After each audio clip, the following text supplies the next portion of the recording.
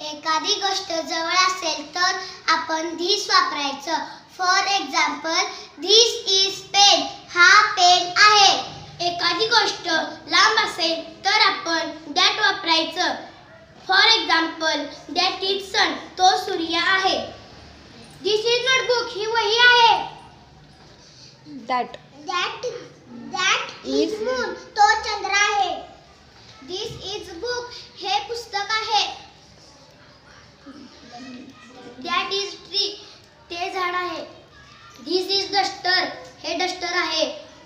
That is a building. ती building आहे. This is chalk. हा खडू आहे.